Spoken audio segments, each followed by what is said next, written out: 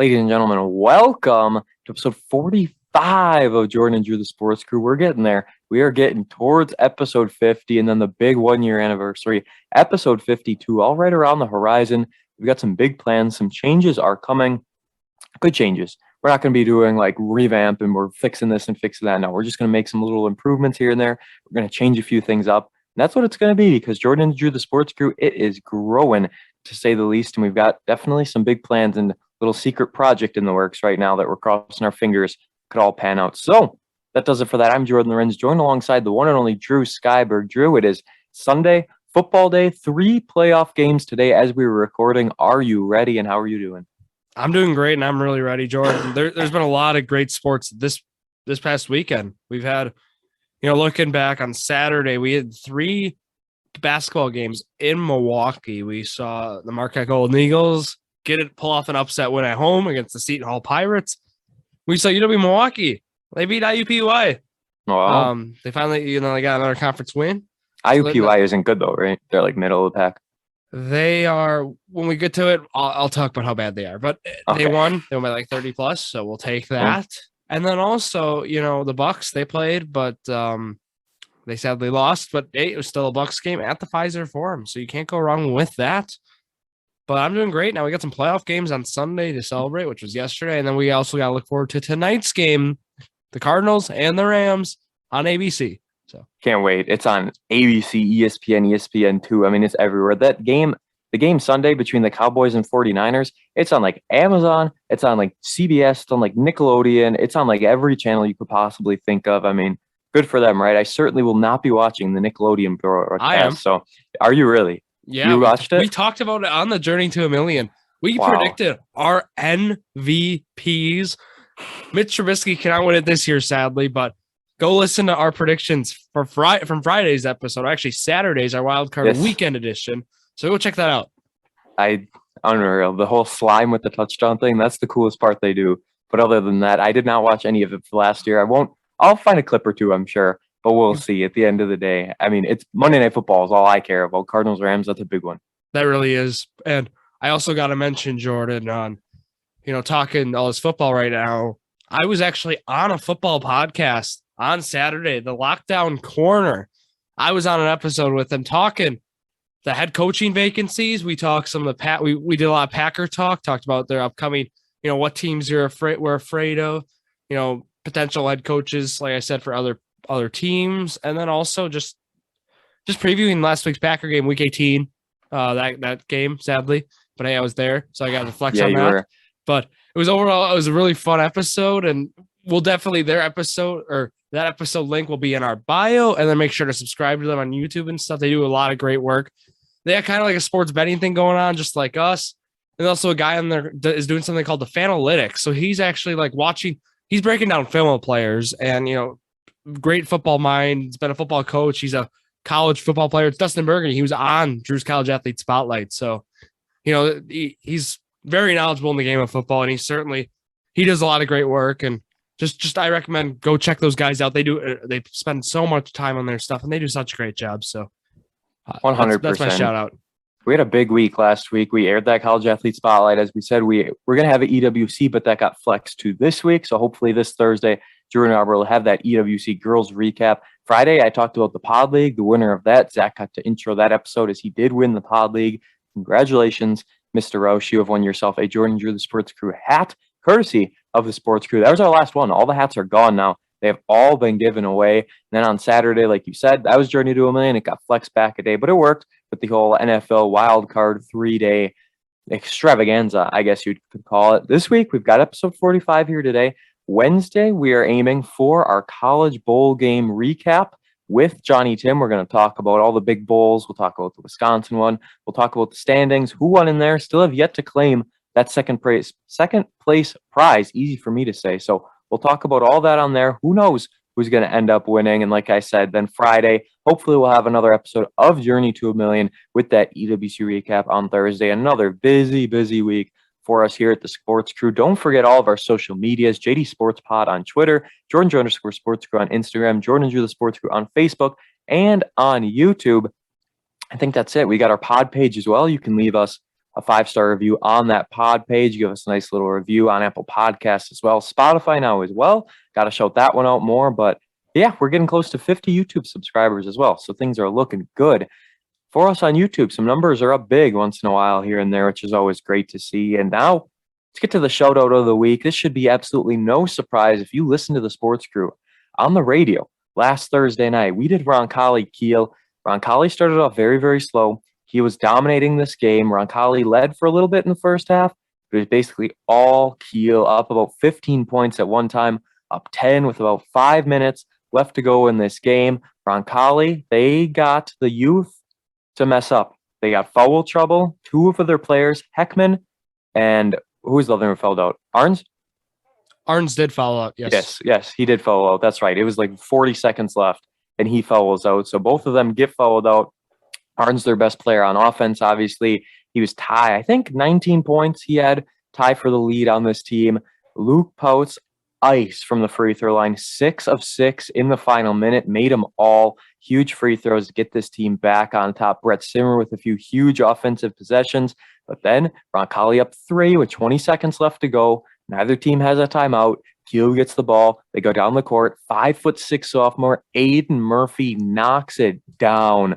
A 3-pointer, a thing of beauty. He was wide open, puts it in the back of the net. 7 seconds left. Roncalli, no timeouts. They're just forced to go with it. Inbound to Yanda. Braden Yanda is our shoutout of the week. Goes the length of the court in 7 seconds.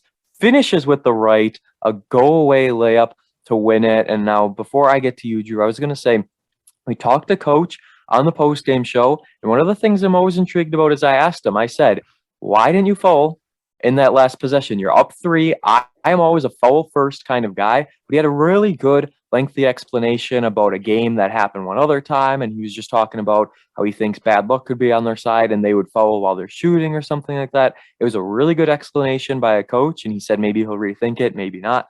I don't know. I wasn't trying to convince him anyway. I was just simply asking, because me and Dan Franz talk about this all the time on the radio. If you're up 3 and there's just a few seconds left, you got to foul. That's the way to go, in my opinion, but I'm not a coach. Dan used to be, so I always think he's my little expert there. But, Drew, at the end of the day, Braden Yanda gets our shout out of the week. Go-away layup. What a comeback for Roncalli. Certainly, yeah. We talked about game of the year being brilliant. Roncalli, you know, that game gets pushed to the side after a game like this. You got a guy, Braden Yanda, really hitting that dagger at the buzzer was certainly something else. But Aiden Murphy, he is a bad man, Jordan. 5'6" sophomore, put into at the jet hangar, put in a spot like that, delivers to tie the game. You know, sadly, that shot will not be remembered by many because of, you know, Yanda hitting that buzzer beater. But come on, that was impressive. And that just shows like the upside a lot of these guys have, like Pierce Arns. This is his league in 2 years. Once Lawrence is gone, this is his league or his conference, I guess is the way to say it. But just shocked, you know. I think right now an Aiden Murphy, Brady Bodart player comp would be fair. You know, Brady Bodart being a senior at Valders right now. I know Murphy's got 2 more years, but both those guys, excellent shooters. And Murphy's just got a great stroke from the 3-point arc. So looking at that, Jordan, and then also, you mentioned well, the dominance of Pouts too is another thing here. You mentioned how he iced 20-point second half. He 20 those boards too. You know, me track and rebounds. I believe we had 23. I think I think it was like 29 points and 22 rebounds or something like that. A 20-20 game to say the least, and just right there, you know, dominant player, and you know, really controlled the glass over a guy like Grant Munns, who's averaging 15.7 boards a game. Really able to just control the glass and just dictate, you know, in the paint basically. And yeah, you mentioned the interesting argument you brought up in the interview with Joe Garceau. I can see kind of his thought process there, but kind of the ball is inside the 3-point arc at any time, you gotta follow. I understand the fear of fouling in the act of shooting for a 3. Like that's where like I agree not to take that risk. But if the ball, you know, even up at half court, like you think that like this is an NBA continuation. I was just gonna say that, right? You're not gonna foul and then they chuck it up. Yeah. So I wouldn't be worried about that unless there's like 1 second left. You could certainly get that then, but if there's like five seconds left, they're not going to take, so that's certainly where you could. And I think Coach Garceau, I think if he thinks about it, I think because they're going to have a lot of closer games down the stretch. I hope it's something he takes into consideration because that's winning basketball. Plays strategy like that. That's winning basketball. Making the right decision. I know he also mentioned he almost called a timeout when they didn't have any timeouts. Yes, I loved it when he mentioned that. That was a great point. Thinking about stuff like that, it's always the coaches, like the impact of coaches on a game is so fundamentally important to a team, and that's why I just when he mentioned that I thought about like he could have costed his own team the game. He's not even playing. That's the beauty, of the beauty and the importance of being a coach. Just it shows how much your decisions and just how much your strategy truly impacts the game. And yeah, I was happy with how that Joe Garceau's team rebounded in the second half. Rebounded as a whole and just like rebounding as a team. So certainly a great comeback win for Roncalli. And we'll talk more in our EWC talk about some other games going on, but great game to announce, Jordan. And we'll be back at it this Thursday. Right? Yes, it's a big one. I didn't realize the Lancer girls were as good as they were, but they're up there in the conference. So that is going to be a great game at Mishicot. Can't wait for it. I'll be doing all my prep this week. Drew will be getting his notes prepared as well. We got a big one coming up on Thursday. I don't know what station we're on. I think it's on WOMT. I'll look real quick here, but either way, we will be talking more EWC here in the episode. That was just a huge game at the Jet Hangar. All right, let's see here. I'm in the wrong year. So we are looking at Lutheran at Mishicot. Yes, it says WOMT. So we will be on. Yes, we will be there January 20th, just days away. Can't wait for it. But the other thing I wanted to say before we move on is that's a tough message to relay. That was a very loud Jet Hangar. Your team has no timeout. So after Pouts made those free throws, it's tough for coach to be screaming at his guys to foul or not to foul. You know what I mean? Like it's tough to hear in their place regardless than the fact that you don't have a timeout and you're just kind of screaming it at them. But they didn't foul, and thankfully it didn't cost them the game. And even if they didn't foul, Kiel would have had a chance to get it, but I think that game probably would have went overtime. Aiden Murphy, regardless, 9 points, all of them from 3-point, if I remember right. So time to move on. Stats of the week. And this one is interesting because in the Packers-Lions game last week, you weren't there, so I'm sure you didn't see this, but they put up a graphic. And I thought this was just a graphic of Aaron Rodgers, right? I just thought they were talking about Aaron Rodgers and his ratio. But no, this is in the entire NFL, the highest touchdown to interception ratios of all time in a single season, minimum 500 attempts. Aaron Rodgers holds all 6 spots on this graphic. He starts in 2019. His lowest was a 26-4 ratio. In 2011, he had a 45-6 ratio. 2014, a 38-5 ratio. 2021, a 37-4 ratio. 2020, last year's MVP season, 48-5. He hasn't had to throw as many touchdowns this year because of their run game, the dominance of Dillon and Aaron Jones. And then 2018, 25-2 ratio. Aaron Rodgers, you want to talk about a bad man. Aaron Rodgers is the graphic. I've never seen anything like this before, Drew.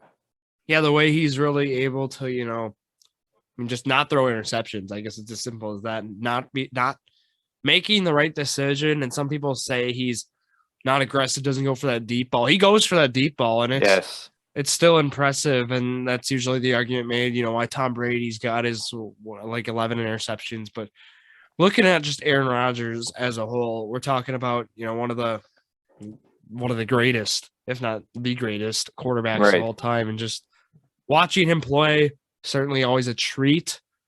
And yeah, and does not throw those picks.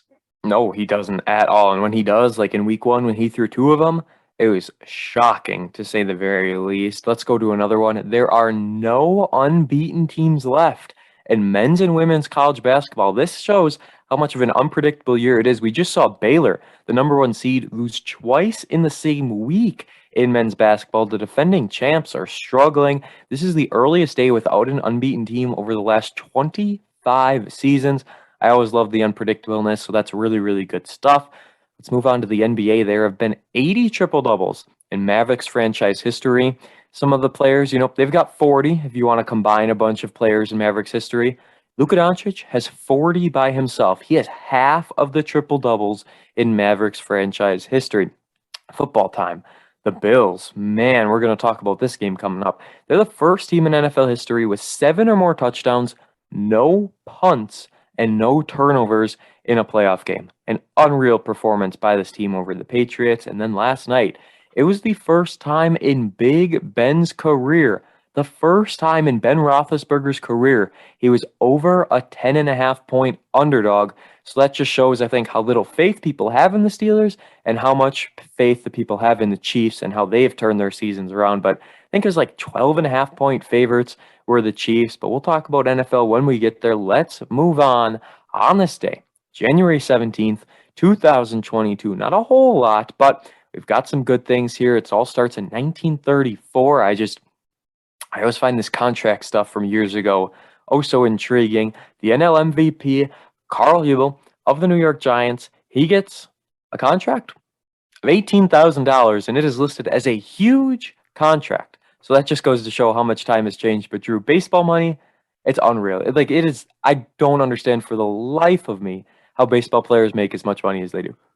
Well, you think about it, Jordan. I know there's a lot of players if you look on a team 40-man rosters, but the top guys, these owners got money. You think of Steve Cohen at the Mets, working, with hedge funds and just like he's got billions. I think. I mean, I don't know what his net worth is, but like these owners got a lot of money in baseball, so they certainly have the capacity. Yeah, he's got 16. His net worth is 16 billion, 15.93 billion. Good so Lord! If we're looking, and net worth, yeah. So we're looking at a guy who's got a lot of money, right? And I would say with that, you can throw some money around with there's not salary cap. They can pay the luxury tax, so that's kind of why we see these big contracts thrown around, Jordan, and even in the NBA too, because although those are salary cap, but you can afford to pay these guys. Not like in football where you'll see those big contracts, those quarterbacks and those star players, but you got 53-man roster. You got to really allocate the funds.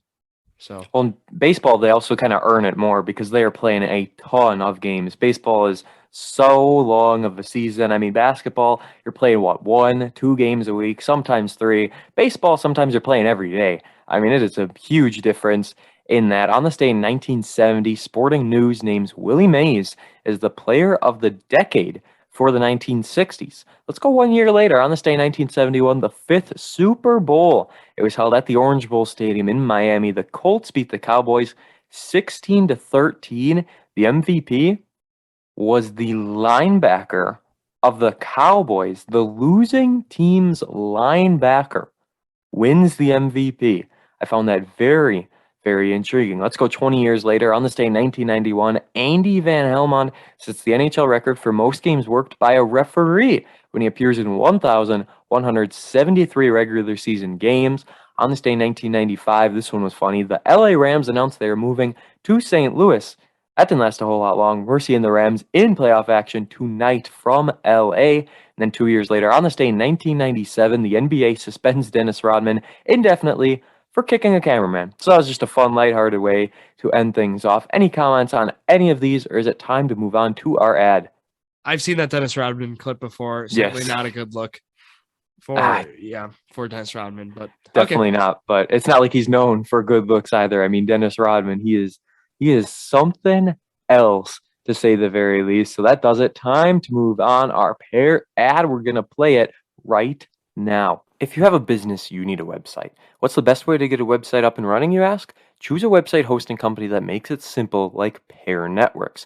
Pair has over 20 years of experience managing the entire digital ecosystem for thousands of online businesses all around the world. Pair makes it easy for you with do-it-yourself website building tools and features, including simple drag and drop page design. They have guaranteed US-based support technicians ready to help you whenever you need it. That's right, 24 hours a day, 365 days a year. Right now, when you sign up with Pair Networks, you receive 1 free month of web hosting. See for yourself how easy it is to build your website for free.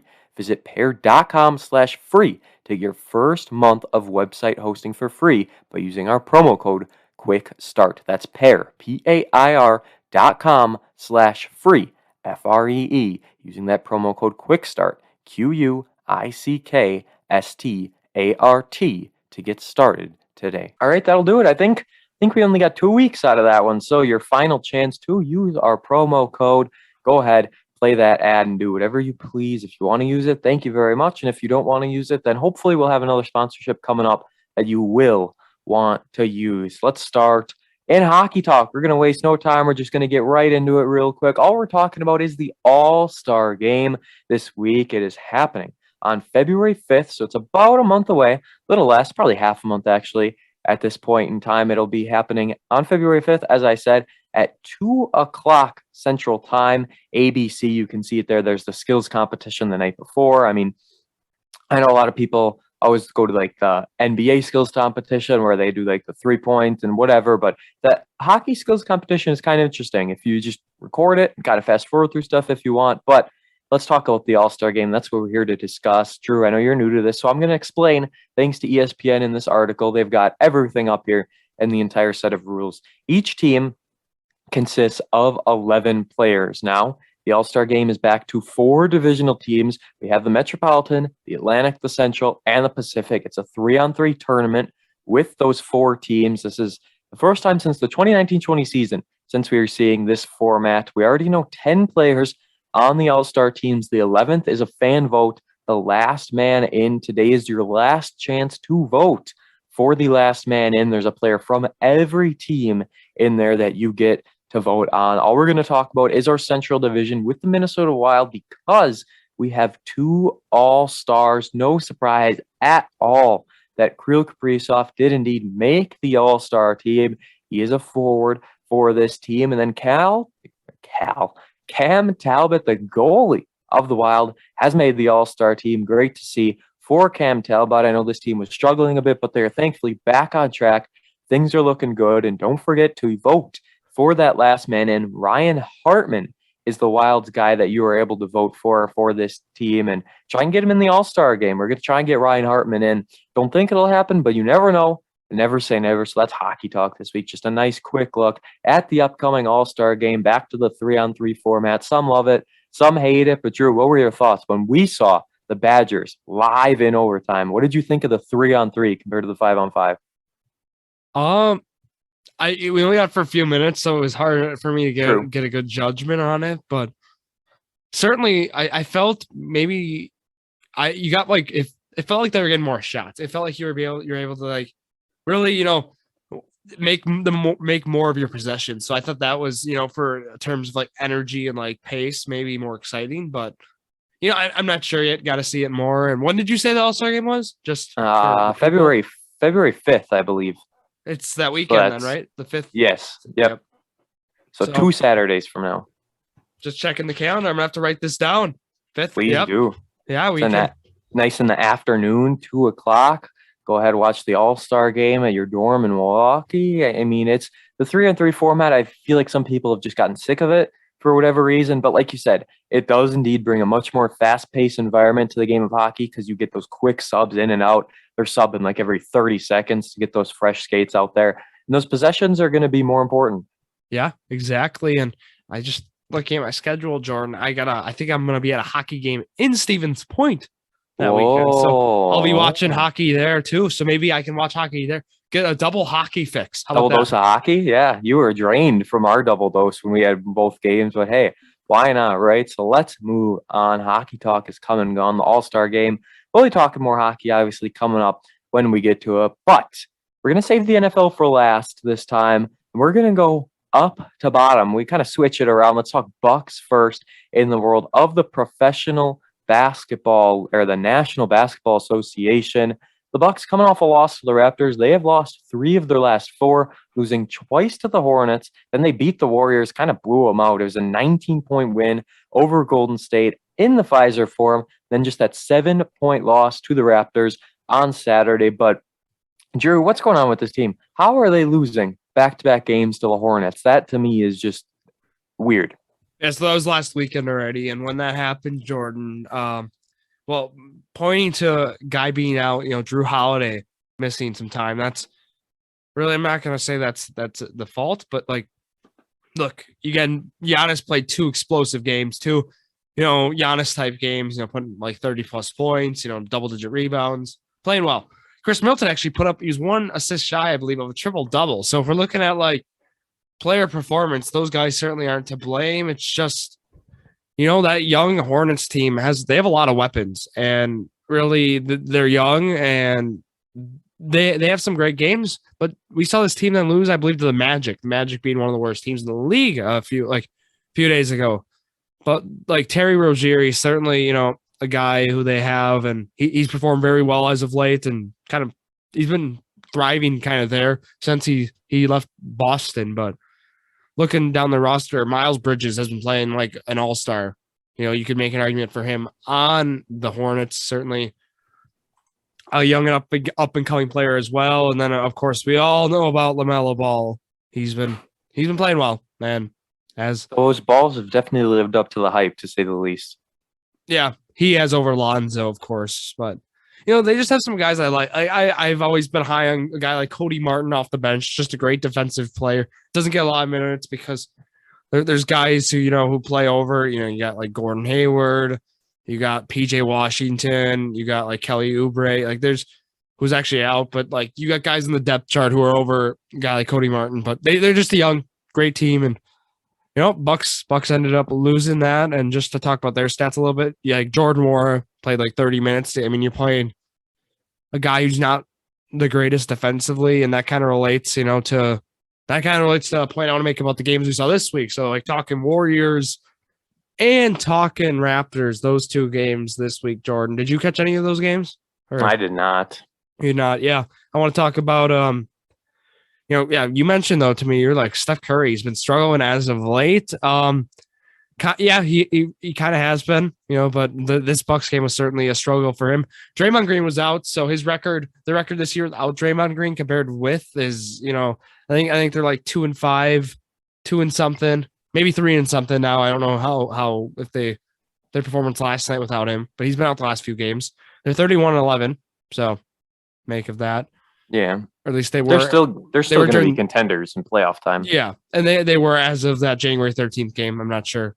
I don't think it's updated, but they started a guy like Kevin Looney. They've started Jonathan Kuminga, a guy who we saw get drafted. He is now getting some good minutes because just like the injuries they have. So certainly a Draymond Greenless team is kind of tough for this Warriors squad, but that makes Curry. Curry was on getting matched up on a guy, Wesley Matthews, and Wesley Matthews being a lockdown defender certainly gave him troubles the whole game. And he's just, the work he's been able to do defensively for this Bucks team is incredible. And I'm so happy they were able to get him back because he was needed for this Bucks team. And that kind of relates then. Well, that kind of oomphed them to this 19-point win.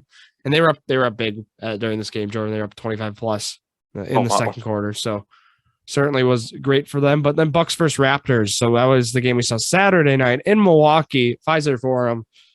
Tough because you have what I found shocking was Wesley Matthews on Fred VanVleet, who, by the way, is having a career year, one of the top guards in the NBA.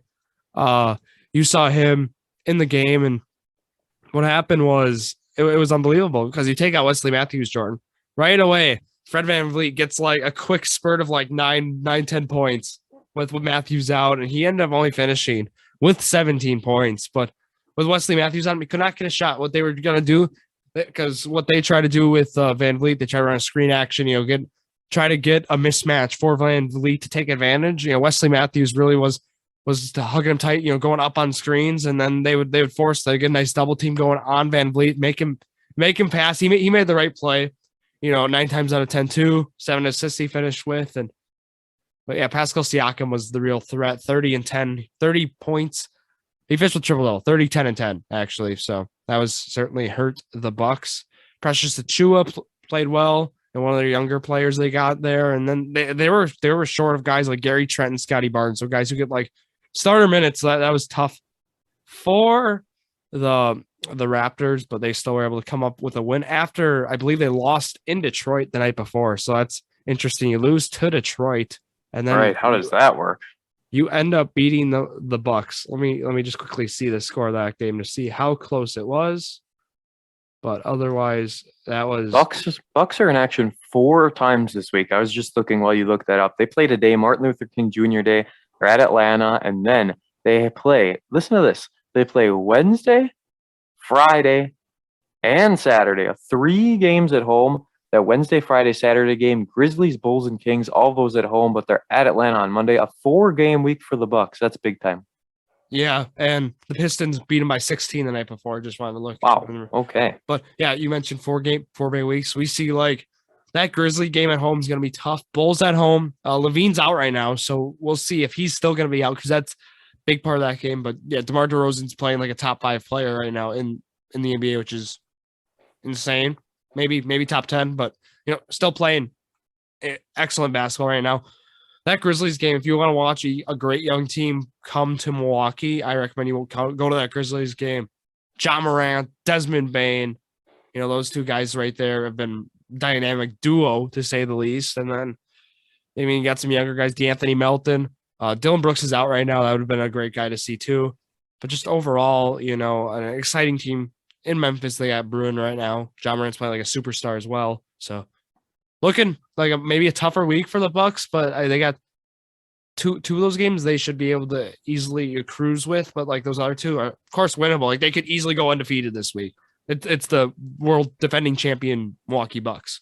So you never know. I'm not worried about this Bucks team, Jordan. Waiting for Drew Holiday come back, and when you have that big 3 playing together, their record is don't know what it is, but it's extremely high when those 3 are on the court together. So and that's that trio right there. You love to see it. So now time for Marquette. We were watching a huge game against Seton Hall where they ended up winning. This one was close down the stretch. I watched like the final 10 minutes or so of the second half. I mean, the Lewis no call, thought that was going to screw Marquette over for sure, but then they get the benefit of the doubt with that foul call in the final few seconds, which I know was very controversial to a lot of people, and we'll talk about another controversial call when we get to the NFL. But Marquette gets the win by 1, 73-72.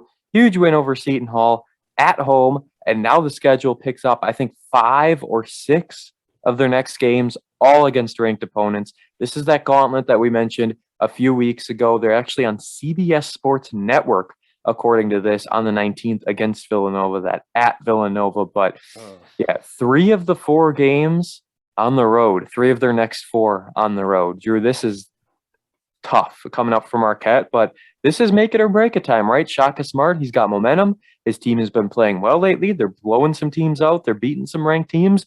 Now you got to prove it. This team right now, Jordan, could slip into 25 on Monday. Serious. They could. They have the wins now where you could make an argument. I know they have 6 losses, but everyone's losing right now. You could easily insert them into the top 25 at 25. Maybe they'll for sure receive votes. We saw them beat Seton Hall, also ranked number 20. But I'm not worried if I'm Marquette right now playing these ranked opponents. We saw them beat DePaul as well this week. They've shot up the rankings on KenPom right now. They are, and I'm looking at like the net, they're inside the top 50 right now. So something many Marquette fans did not expect coming into the year. They expected them being like near the cellar is kind of like where they were hovering around, like slightly better than teams like Georgetown and DePaul, but they've hung in there and they've really, impressed a lot of people. And it just goes like guys like transfer, looking at Daryl Morcell, 26 points on Saturdays. Big time game. But yeah, big time player too, and just locks down their best player. And then also looking at guy like Tyler Kolek, I think he's certainly like the X factor of this team. Certainly that unsung hero I'd put him at. Might not do a lot scoring, 2 points, 1 for 7 shooting, but 7 assists. See, the plays he makes, team player. We talked about it last week. I talked about he makes the right decisions always, just a smart basketball player. And that stays the truth. I mean, I'm not going to say anything other than that. That's how it's been. And I just calling it as I see it. That's a guy you want on your team. And I'm so glad Shaka was able to bring him aboard to this Marquette squad. And also then, of course, Justin Lewis, the star of the team, you could say. Just overall, great player, 18 points he finished with against Seton Hall. And he's certainly, Jordan, he could go to the NBA next year. He could go enter the draft. He'd get drafted. Maybe second round. I mean, probably second round, but certainly a prospect a lot of people are interested in. Hopefully he stays though. Right. It would benefit him if he stays. I would agree, but we've seen guys like Dawson Garcia last year, you're bringing up the old Marquette squad, DJ Carton, both these guys, they left and thought they were ready for the draft. We're not seeing them in the NBA. I was going to say, what are they doing now? Maybe G League. I have not really looked around where those guys have been, but it's certainly a risk some players are willing to take. But we should talk, Jordan. I talked about it with you. All access against DePaul. Yes, bring it up. I wasn't able to watch this. I was announcing.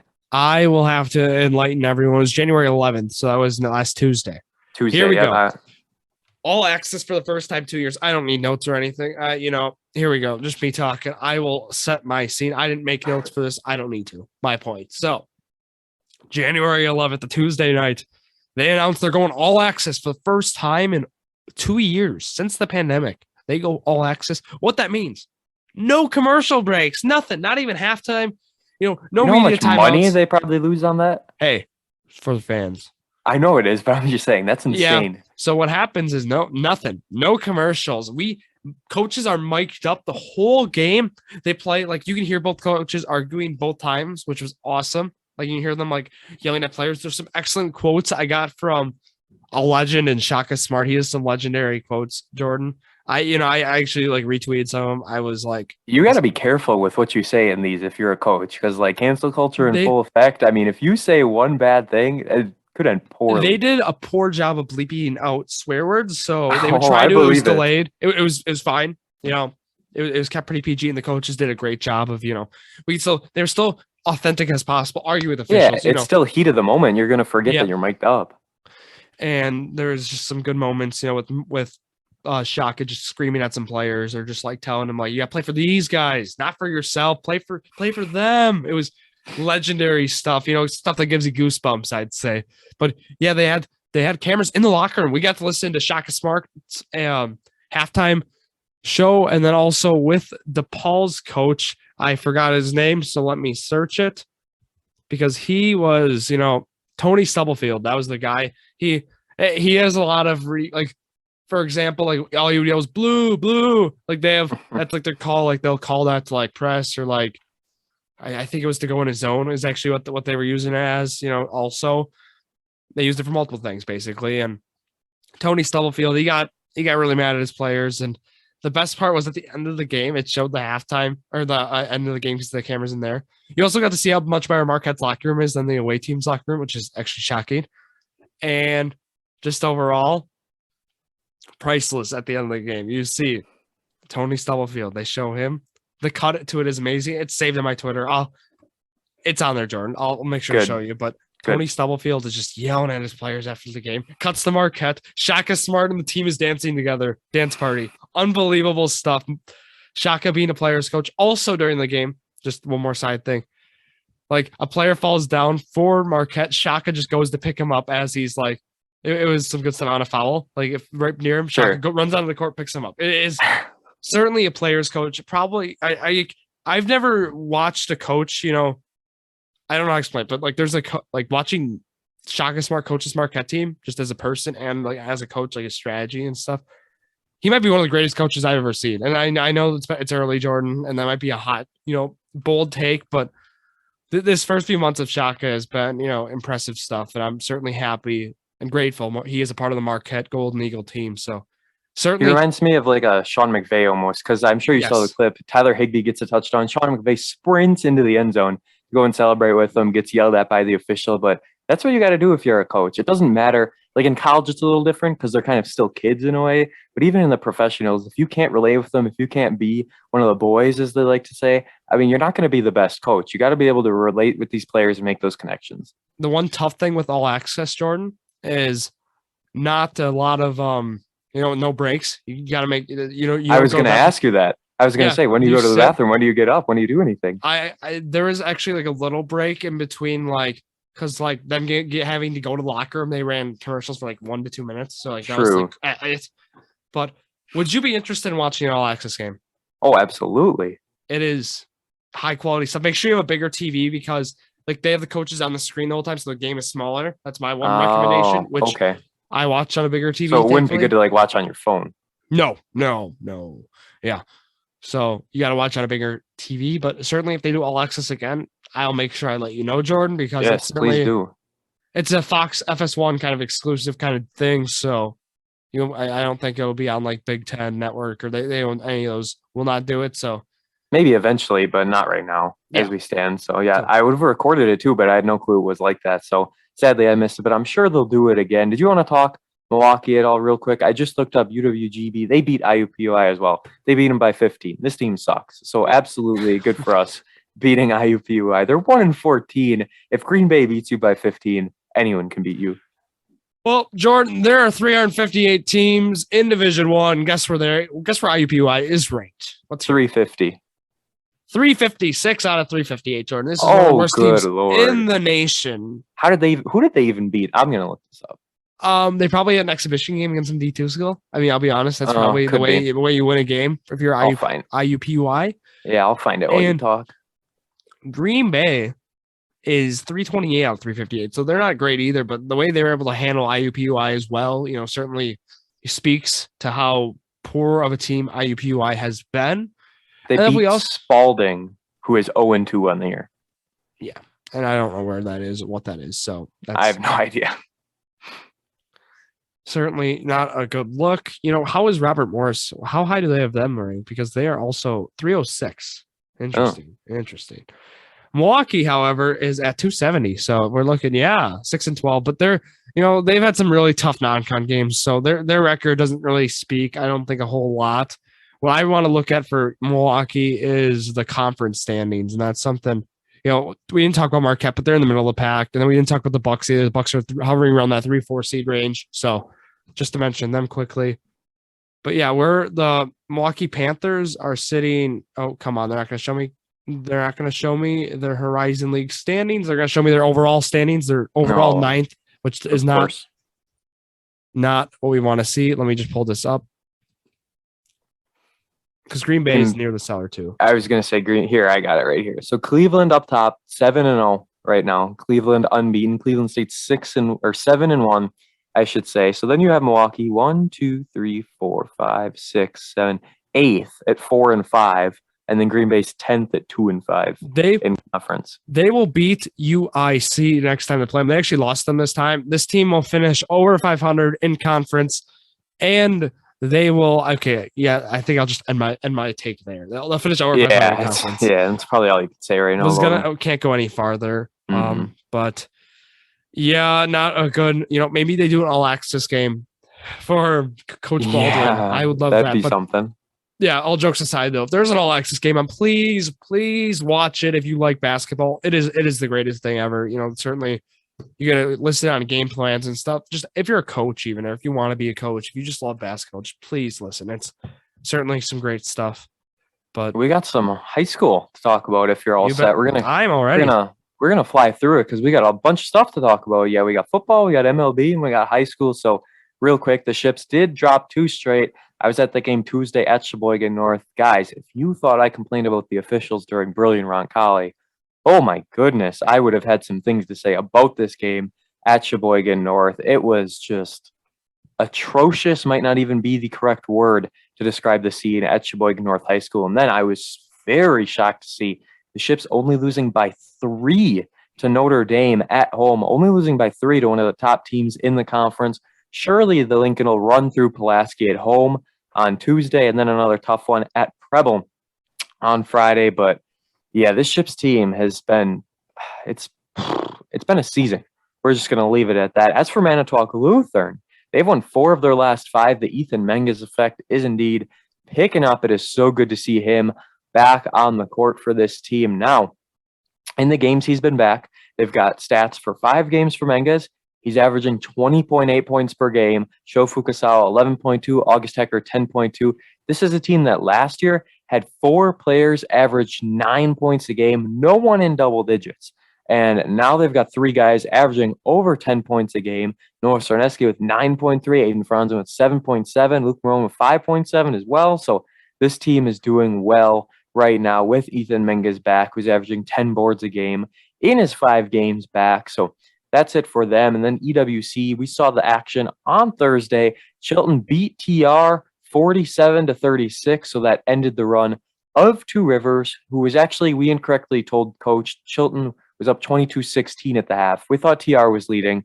So I don't know if we got the wrong information or we just forgot. I don't know. I'll take the blame.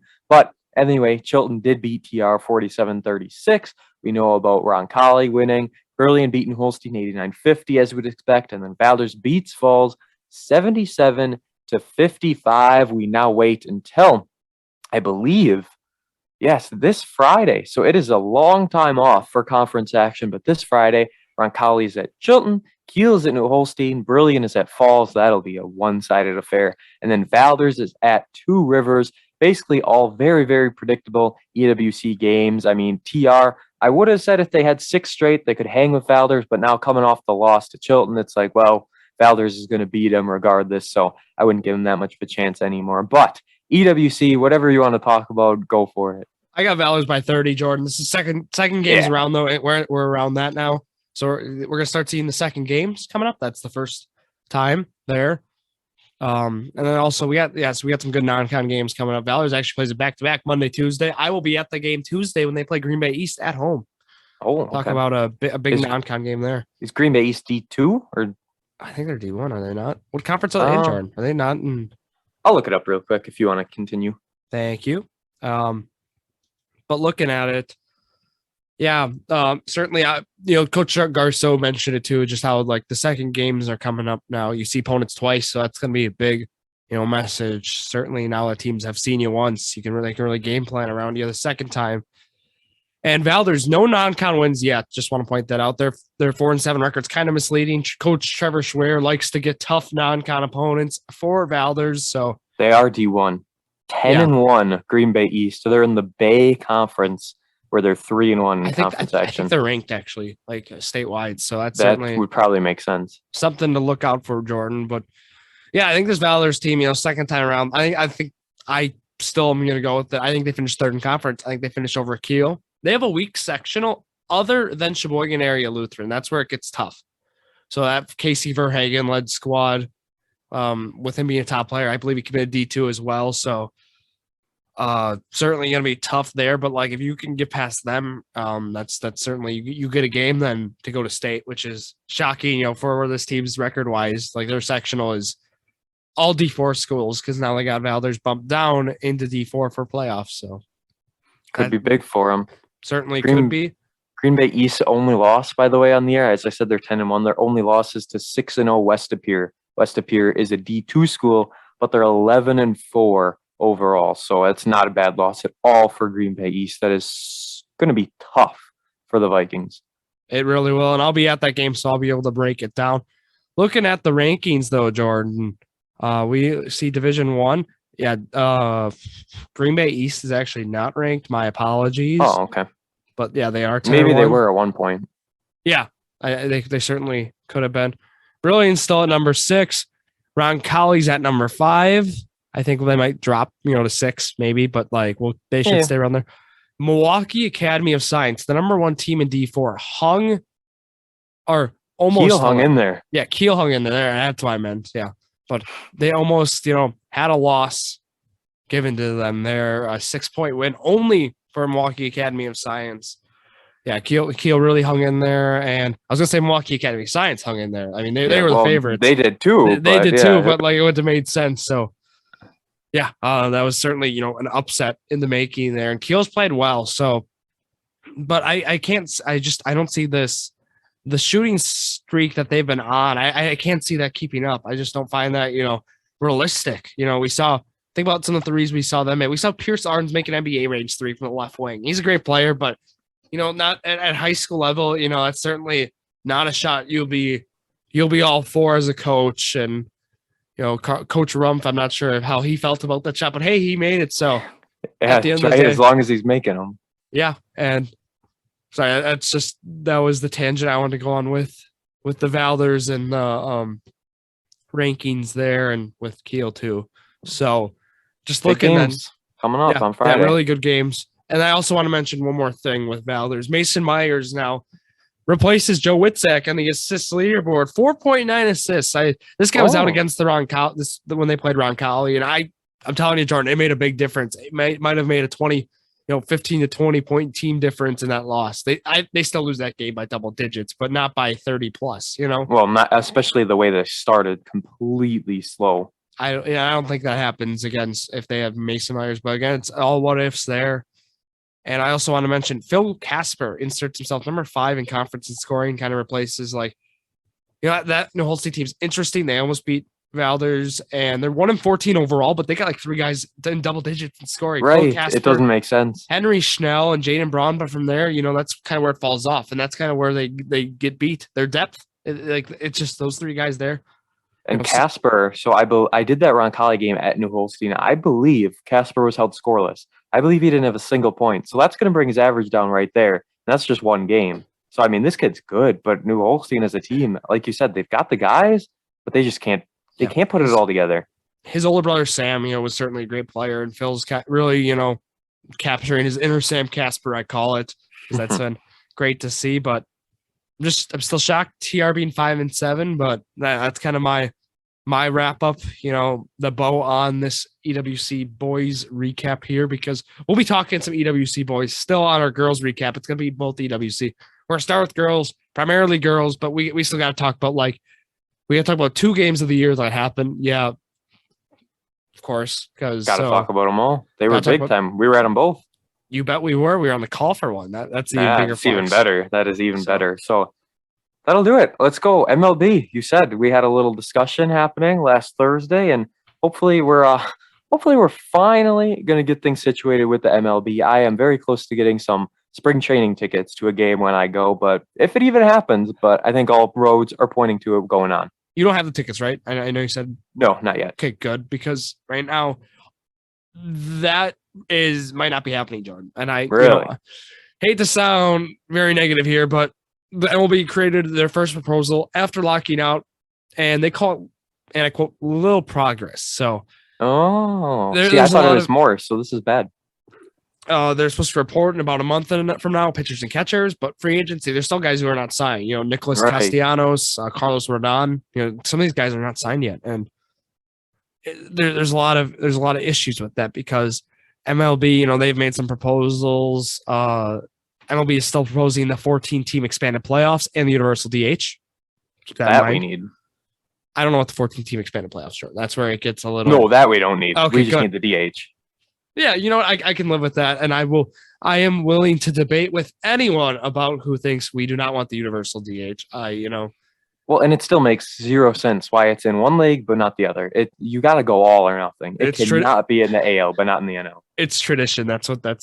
But no, which I mean, it is tradition, but at the same time, we're seeing pitchers get hurt, and yes, it's time for change. I liked it in 2020, and the Brewers especially all fans should be advocates for it after we've seen pitchers get hurt while hitting an unbelievably amount of times. So, got a few more things with it, Jordan. Go. They didn't newly adjust its proposal for the league minimum salaries, which is not really going to like what the players are not going to like, because it's $600,000 to $700,000, so that's $100,000. And what the players want, they want $775 and $875. So we see a little discrepancy there. They want to raise the threshold, the 214 to 220 in millions for the salary cap. I believe that's what we're referring to there. And then the other thing was I'm looking through something quickly. It's about, where is it? There it is. You tell me. Yeah, I will tell you, Jordan. Regarding, they have not made proposals with revenue sharing, which players, of course, aren't going to like. And then the time it takes to adjust the time for players to reach free agency. So that's certainly something players want, be able to reach free agency quicker, get that check. And then also, revenue sharing, those are things. And the other thing I was going to mention here was a draft lottery. I believe that was because the whole idea right now, MLB, they want teams to compete, right? So one way to do that, draft lottery. Therefore, you can't just tank the whole year and just assume I'm going to get the first overall pick, right? I like it. So the draft lottery was something, I don't know how players feel about it. That's what I was trying to look for before, where I was, searching, trying to stall a little bit, because I was looking. I wanted to see if there was something about it, and there's nothing about it, how the players feel about it. So Oh, and the only thing that was about it though was that the players they proposed the lottery for the top 8 picks, and that doesn't say like Okay. like they both have made proposals. 8's not the worst. Yeah, but they both have made proposals for it, but nobody. Yeah, and like the union, they felt it was for the top 3 only is what the MLB proposed, and the players want top 8. So the players want to be competitive. You could even go and balance that to like top 5 or something like that. Top 8 isn't bad. Top 3 is too small. I would agree. I think something around there would be fair. Even just the lottery, and I think they're on the right track with the lottery thing. And that's where I'm going to cut my baseball lockout talk. And we're going to talk about something happy. You ready? I'm surprising you with this. Oh boy! Brewers have announced today, or they announced this last week, the club's bobblehead giveaway. Oh yes, I screenshotted the email. Yes, fans will receive 6 opportunities to take home a bobblehead and one other chance to receive a 1980s Robin Yount replica jersey.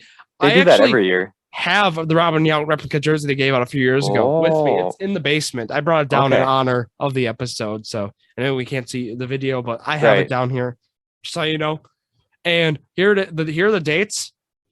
They didn't give away what the bobbleheads are though, so I was a little sad. Yeah, not yet. They're all on Sundays, May 22nd, June 5th, June 26th, July 10th, July 24th, August 7th being the Robin Hood replica jersey day. Last time they did that was absolute sellout. Like no seat you could find. It was all filled. And then Sunday, September 11th is the final one, and those are the giveaways. And that's why I wanted to mention they're going to announce later. The full promo schedule with community and theme night packages where you have to pay extra with your ticket to get a special bobblehead, whatever, special, anything. So do you think that September 11th one could be like a 9/11 style bobblehead? Like they could do something really cool with that. It could be something really patriotic. I think that'd be cool if they did something like that. I would agree. And that'd be something to keep an eye out for. And we'll keep you guys updated. We love keeping you updated on promos. And that's kind of all I had for the Brewers stuff, MLB stuff. Anything else you want to add? Not really for the Brewers right now. No, I want to go to a spring training thing though, because 2 years ago when I went, or was it 3 years ago? I don't even remember. I went to 2 different stadiums. This year I was going to go to a different stadium because they're all like within 20 to 30 minutes from where my uncle lives down there. So I was going to go to a different one, but love to see. I love my spring training games, so I don't know if we'll get to do it or not. Let's talk some football. The playoffs happened Saturday, Sunday, and Monday, as we said earlier in the episode. Saturday, there was nothing to talk about from the Bills and Patriots, 47-17. I mean, real quick, the Bills are looking like contenders, though, if they keep playing like this. Josh Allen was perfect. He can run, he can throw, and their run game was working. So if you have any comments on the Bills, you can go for it. I'll say Bill Belichick's worst loss in his coaching career, playoff history. Yeah, for his playoff history. And, Mac Jones, 2 interceptions, tough game for him. But not fair to judge. This is their first playoff, run with Jones under center. I think they'll be back next year. They'll be back hungry. And I'll leave it at that.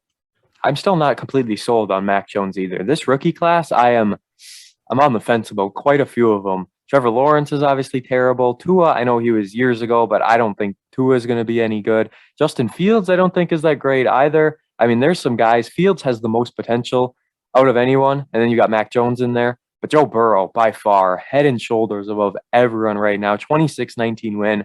Bengals over the Raiders. First playoff win since 91, I believe, for Cincinnati. It was at home. That crowd was rowdy. It was all Bengals to start, and then they just couldn't score touchdowns. We've seen the Packers have this problem before. But the Bengals just couldn't get the ball in the end zone. They end up winning 26-19 thanks to a Derek Carr interception on 4th and goal. I believe it was. Derek Carr is not a guy I want with the teams on my back. Playoffs, last possession. He's not the guy I want leading the team. He's not bad. He's just not that caliber of a player. Joe Burrow gets the win for the Bengals. Joe Mixon did okay, but not really anything too spectacular. This Bengals team, though, Drew, is one to watch out for moving forward. Yeah, I would agree with you. And, Derek Carr, he's actually known for having some great, game-tying, game-winning drives. But certainly, you're right. There's better. It's 250-50 for me. It's like you never know what you're going to get. There's certainly better options under center. I agree in a spot like that. But, what was really the main main news headline after this game was how the refs botched that call. And I don't understand it. You don't? The whistle was blown. And okay. See, that's what I don't understand. So Joe Burrow clearly didn't go out of bounds. There's official standing right on the sideline. He wasn't even the one who blew the whistle. It was the FAR official that blew it. and he blew it after the ball was in the air, nearly to Tyler Boyd in the end zone. And then for the announcers to say that the cornerback gave up on the play makes no sense because he was right there until the very end, and then he jumped, but he didn't even try to jump because he already gave up on the play, not because of the whistle, but because he knew he couldn't get to the ball. I understand they're trying to twist it for Raiders fans, but still, the whistle should have never been blown in the first place. They should have redone the play. But why was the whistle blown there is my question. Why wasn't it blown immediately when Burrow, quote unquote, went out of bounds? And then I don't get why the whistle came in when it did. So people make mistakes, and the whistle was blown just before the throw was made because an official thought Burrow stepped out of bounds. Right? But it wasn't. If you listen to when the whistle was, the whistle was after the ball was in the air. This is what NFL I've heard it, Jordan, and it's saying the whistle. Is that what their statement? Yeah, the whistle should have blown the play dead, erasing the touchdown. And with that, yeah. Well, I think what happened was the whistle was blown, which made the players give up. That's what we saw the receipt.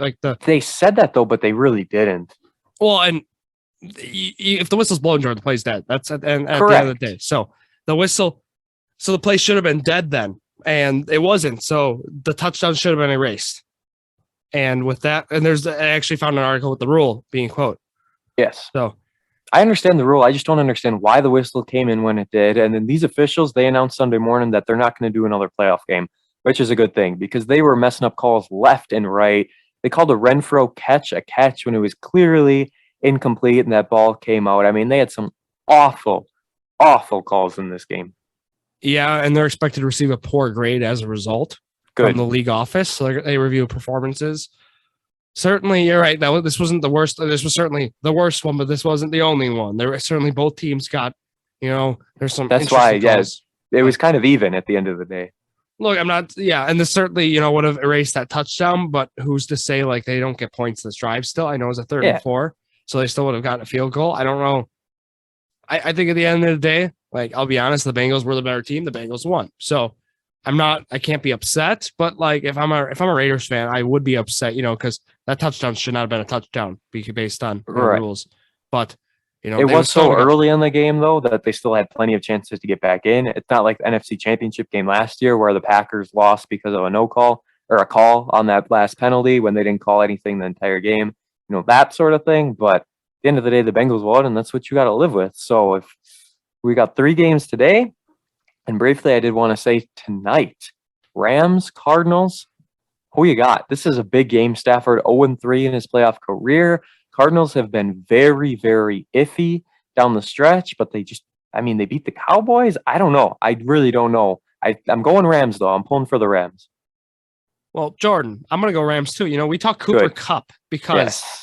Oh, the sleeper, yes. Sleeper, if he gets 100-plus yards, everyone who makes a parlay with Cooper Kupp gets $10. So shout out to Sleeper again. I made multiple because I thought this was the Alabama-Georgia one where they had to score and then you had to win to get it. But it's not. This one's, they're saying if he gets over 100 yards, no matter what, you get $10. Everyone wins. Yeah. So that's some cool stuff there. We like Sleeper, but yeah, I'm just rooting for the Rams. I think the Rams, they're really the better. I think they're the better team as of late. If we look at it like that, the Cardinals have really struggled, but I think the Rams, I'd rather see the Rams make it farther than 100% the Cardinals. So go Rams. Let's go. Bet of the week. This is one of our long bets this week. I'm just going to ask you straight up. Our long bet, who wins the Super Bowl? Okay. I got to go with the baddest man, Aaron Rodgers. All right. That's acceptable. So I'll take the Packers. So I knew you would do that, and that's why I've been thinking about this because I didn't want to pick the Packers. I wanted to be different. I wanted to try, and obviously I want the Packers. Packers are my number 1. Bengals are my number 2, but I'm not picking either of them. You know who I am picking to win the Super Bowl? This might shock you. The Dallas Cowboys. That is my pick right now to win. I don't want it to happen. I really don't know if I think it's going to happen either, but if anyone's got a shot to beat the Packers, if Ezekiel Elliott is on, that run game could go all the way through. Cowboys defense is interesting. Just for the long bet, I am picking the Dallas Cowboys. I don't think the Cowboys make it out of wild card weekend, Jordan. I know we'll know by tomorrow. I got the 49ers in an upset. So okay. I don't trust the Niners. Well, the 49ers are team I would not want the Packers to face. They are playing great as of late. Good defense, good running the ball. Deebo Samuel, Swiss Army knife. Talk about one. Can do That is everything. a prime example of one. If I'm the Packers, I talked about it on the lockdown corner and on the journey of the million. I would not want to face, I would not want to face the 49ers at Lambeau, but that's just me. I'm rooting for them, the Cowboys, to win in the championship, because the Cowboys, I think, are so overrated with guys like Trayvon Diggs. He's the most overhyped player in the league, undoubtedly. And I just think their offense. I know Gallup tore ACL, but I think they got Lamb, you got Cooper, Schultz. And they don't run the ball out with Zeke, so that's certainly an alarming thing. And I don't know, Zeke really hasn't really performed like stats wise the way you'd want him to, and even just grading, he's been not as he should be, not Ezekiel Elliott-esque, let's say. We'll see. Yeah, I just wanted to go wild and go rogue and make an interesting pick. That was Minnesota Wild, I'd say, Jordan. Absolutely good. You got to go bold. I mean, that's how you win the big bucks, right? You got to try these new things to pay off. Let's go to trivia. It is our final special edition of trivia. Next week, it'll be football video games prior to 2000. And this week, it's just a little NFL season trivia. So going off the teams in the playoffs, we're going to talk about them. And we've got 5 questions kind of all over the place, but let's do it. Who won the season series between the Cardinals and the Rams? It was the Rams. Or it was tied. Did they split it? What's your final answer? Wait, they played twice. Okay. Holy crap. Throw me for a curveball here to start. I'm going to go and I'll say they tied at 1-1. Yes, they did tie it. The Cardinals won the first meeting 37-20, and then the Rams won on Monday Night Football. They're doing it again on Monday nights. We'll have to see how that pans out. The game that's happening actually just started right now as we're recording. The Tampa Bay Buccaneers, they beat the Eagles in the regular season. They had one meeting. How many points did the Bucs beat the Eagles by? You can guess first, and then I'll give you options. Was it like 10? Okay, incorrect. So your options are 6, 13, or 17. 17. 6. It was a 28-22 win for the Buccaneers in the regular season. Next question, true or false? The Cowboys are coming into their game against the Niners on a 5-game win streak. Cowboys 5-game win streak. That's false. It is false. They lost the Cardinals. Yes, and I actually blew it because I just said that earlier on, so I blew it, but you remembered, you got it right. So, yes, I figured it wouldn't really matter anyways. Next question, another true or false. The Chiefs and Steelers have split their last 6 meetings. Ooh, I'm going to say true. It is true. I figured you would actually go false on this one because I'm sure a lot of people would think the Chiefs have won in their last 6, but no. The Chiefs won in 2015, Steelers won the next 3, and Chiefs have won 2 straight. So it's all knotted up at 3. I'm sure the Chiefs won on Sunday night, unless Big Ben has the game of his life. And now your next question, you don't get options. You're going to have to think this one through. This season, the Packers beat how many of the teams that are in the playoffs? This is actually good. Okay. Rams, 1. Okay. Cardinals, 2. Okay. Okay. Now I gotta go through my list of teams they've played. Yeah, you can just visualize who's in the playoffs. I'm not looking anything up. I promise. Yeah. No, I said visualize. Yeah. That's where I get a little stuck because I don't know. They beat Rams. They beat those. Yep. No you got NFC the 2. North, and so that's a lot of opponents right there. That's 6 games right there. They lost. Oh my goodness, I don't know. I gotta think. This is tough. I know it is. That's why I wanted to end with it. I'm gonna be thinking. So my mic, you're not gonna hear me for a sec. It's okay. Packers beat how many of the teams that are in the playoffs? He's got the Cardinals. He's got the Rams. He's got 2 of them. How many more are there is the question in the new and improved 17-game regular season. Currently, 3 of 4 in trivia, which is good. It's not bad at all. Looking to go 4 or 5. I'm going to say 4. Ooh, that's close. There's 5. So they beat the Cards and the Rams. They beat the Bengals. That was that wild field goal game in overtime. Mm-hmm. They beat the Steelers, which I forgot about. I forgot about that game against Big Ben. And they beat the Niners as well. Oh, yep, they did they beat them Yeah. because that was Sunday night football. Yep. Earlier. Yep. Okay. The That's what I was missing. Steelers and Niners were kind of the tricky ones to me. I knew Bengals, Cards, I and got Rams. the Steelers. No, I Yes, I watched that Niners game too. Yeah. Yeah, I think I watched them all. That was early in the year. That was like yes. And so was the Bengals. The Bengals was like week 4 or something like that. That Cardinals one, you can't forget that. That Thursday night game, Aaron Rodgers beats them with none of his receivers. 3 of 5 performance, 28 out of 45 right now. So you have a chance to finish in your second best. All you need is a 3 out of 5 performance on the next set of trivia, and you'll go 31 out of 50. You know, you did 30 out of 50 in the first 2 seasons, 37 out of 50 in season 3, and that wraps things up. JD Sports Pod on Twitter, Jordan_Sports Crew on our Instagram, Jordan and Drew Sports Crew on Facebook and on YouTube. Drew, tell the people where to find you, and we'll be sharing everything about our game coming up on Thursday. Yep. Anywhere on social media, Drew Skyberg, DREWSKYBERG.